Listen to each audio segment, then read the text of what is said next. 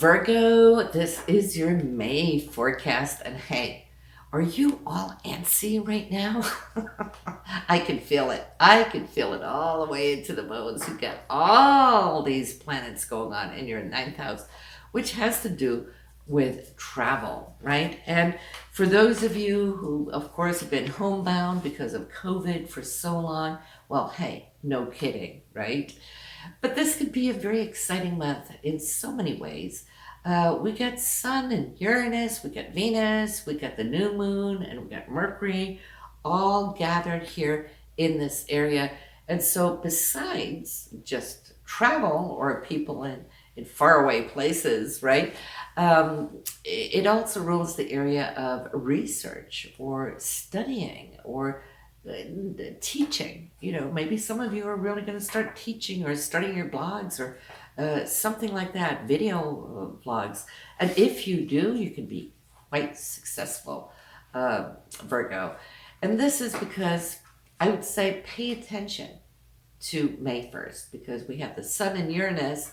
They are conjunct, meaning that they're sharing that very same degree in the sky. And Uranus is the unexpected, right? It's the wow factor, which I call it, right? So it can be shocking sometimes because it can happen out of the blue. Maybe you're not knowing what is coming. And if you are expecting something to come, well, then you will be happily surprised. But sometimes it's us that might shock the world with something we say or do, or, this being the ninth house, it could be something that you're releasing that you haven't told anybody about quite yet. And then here we go. You're all online. So good luck for those of you who are doing that. Venus is here as well, and it rules Taurus. So it's got a double whammy flavor to it. Venus is all the things that we love, it's romantic emotions, anything from the heart, but it's also things of beauty, arts, and so forth.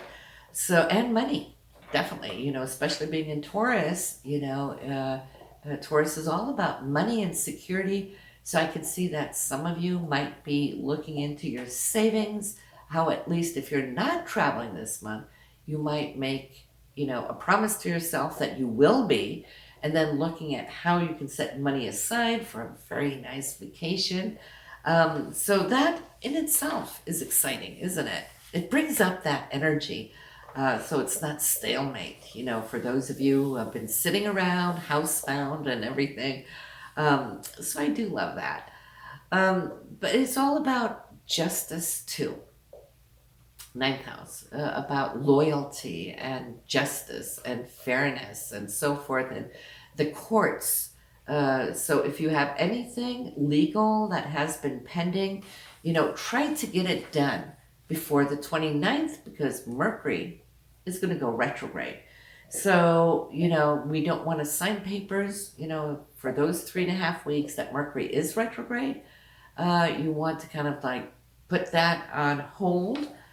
Just so you don't have to, down the road, have to retweak or redo those papers. And it will slow things down.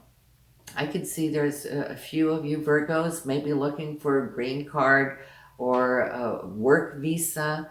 Those things can slow down, into June. We'll talk more about that next month because it is coming in relatively late here on the 29th, right? But up to the 29th, try to get done what you need to get done. If you're having, say, a close on a house, if you're selling your home, well, yes, you want all those papers also set before the 29th. The new moon on the 11th, it is conjunct Mercury in this area. New moon is all about intention. So I think we've just talked about everything. Ninth house, travel, wanting to get out of Dodge, right? This is the time to dream it up and dream it big. It doesn't have to be just thinking about taking a journey out of town to your neighboring town. This could be out of state. It can be out of country. That's what the ninth house is all about.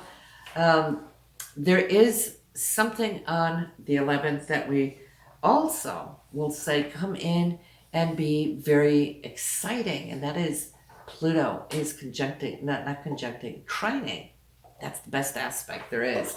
So when Pluto trines something, it brings the essence of bringing forward that depth that Pluto represents.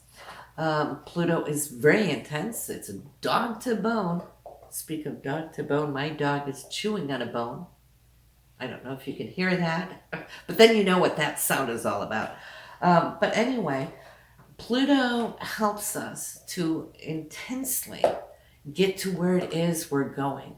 And it's research, since Mercury's in your ninth house. So if you're looking into something, you might find yourself online maybe 8 hours looking for a certain specific thing or knowledge. Some of you are digging for higher knowledge. So if you're looking into that or studying something, you will find amazing things. Talk about finding that golden nugget. But Pluto wants to know. And I feel that the area that you're maybe researching right now, coming from that fifth house, which is love and romance, for one thing, but it's also children, and it is all those things that are artistic, okay? So maybe you're exploring the art world, how you can bring forward that self-expression that the fifth house is all about.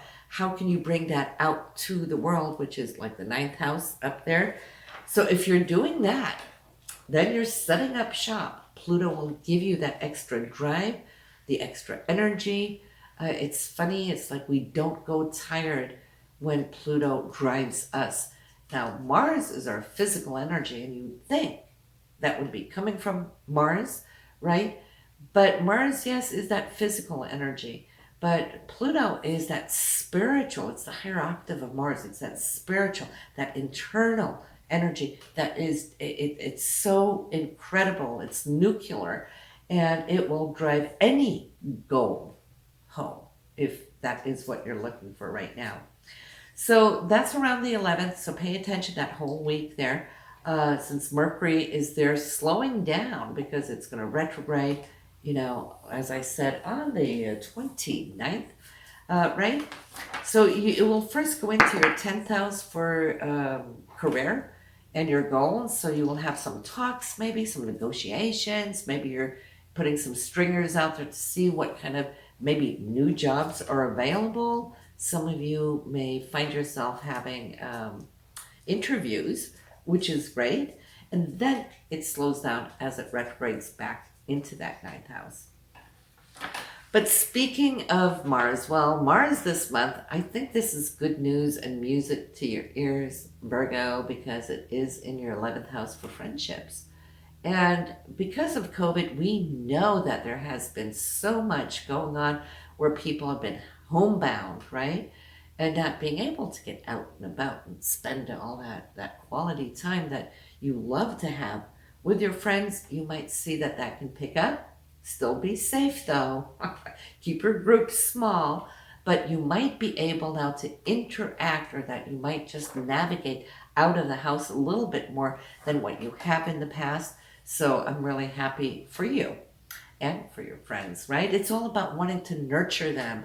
Mars now being in the sign of Cancer, which is all about nurturing. So, of course, spiritually, that is beautiful for you. And then we have the full moon, which is in the sign of Sagittarius, which is always such a great place to have our moon because it represents that happy-go-lucky energy. Jupiter loves to laugh. Jupiter loves to have fun, right? And it's in your fourth house. So for family and your roots, your foundation, all of that, you will feel that your family situation will be illuminated and bring so much more to the table here on the 26th. So that is the short and the skinny of your May forecast. I would say listen to your moon and rising sign, and better yet, because of the stellium that you have going up in your ninth house, this would be a great time for you to check your own transit. So go to your transit chart and look at where all of these now are piling up in your own personal chart, because it is not very often that we get to see so many planets traveling together, and it will have a major impact on you. So that was this for May, and I will see you next month. Have a good one now.